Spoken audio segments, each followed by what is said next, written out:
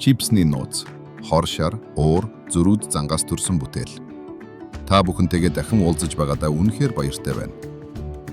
Хэрвээ та анх удаа үзэж байгаа бол манай суугт тавтай морил.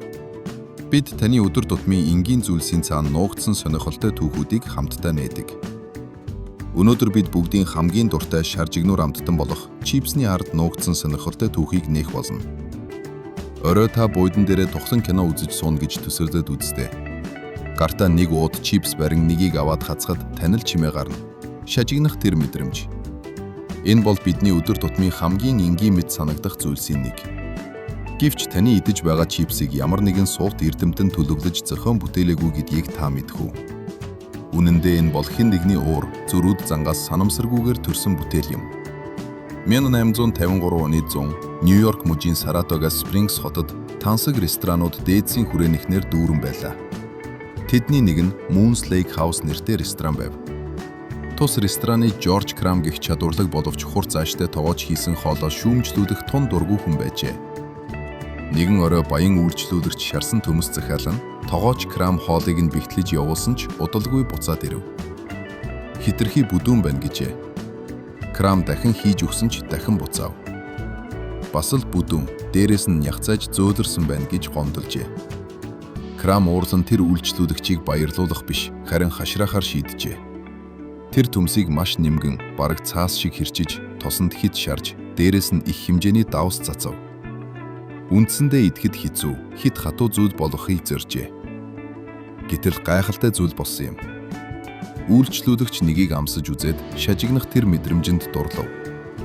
Дараа нь дахин захиалж, бүр ширээндээ сууж байсан бүх хүнд авч өгсөн байна.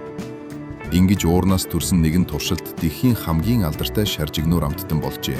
Цаг хугацаа өнгөрөх тусам энэ амттан улам төгөж 20-100-д гялгар уданд цавлагдсан дэлхийд даяар тархсан байна. Гэвч нэг асуудал гарч ирэв. Ихэнх ууданд бутарсан хилтерхий их байв. Асуудлыг шийдэхийн тулд томоохон компаниуд нарийн судалгаа, туршилт явуулж эхэлсэн юм. Үр дүнд нь бидний мэдэх Pringles бий болсон. Тэд чипсийг тусгай муруу хэлбэртэй болгож, давхарлахад эвтэйхэн, хугарахгүй байхаар зохион бүтээжээ. Гэвч ийм төгс хэлбэрийг жинхэнэ төмсөөр гаргах боломжгүй байсан тул төмсийг зуурмаг болгон боловсруулж, хэвэнд оруулан шарж эхэлсэн байна. Өнөөдөр чипс хийх үйл явц асар өндөр технологитой болжээ. Төмсийг секундын дотор жигд хэрчиж, өндөр температурт шарж, бүр лазерт хөрөмжөө шалган, стандарт хангаагүй хэсгийг автоматар ялгадаг болсон байна.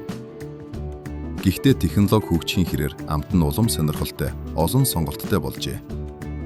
Дэлхийн янз бүрийн оронд жимсний амттай, далайн амтны амттай, бүр тансаг трюфел мөөгний амттай чипс хүртэл бий болсон байна. Та мэдэх үү, дэлхийд даяар бидний өдөр тутмын дуртай чипс яг хэр их хэрэглэгддэг гэж бодож байна.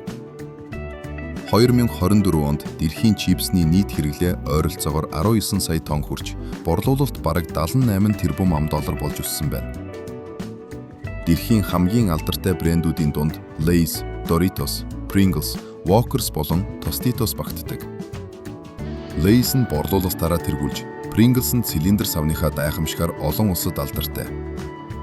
Өдөр бүр тэрбум гаруй хүн дэлхийд даяар эдгээр чипсийг идэж, шажигнаж байгаа амттай өдрүүдийг мэдэрдэг гэж төсөөлөд үзээрэй.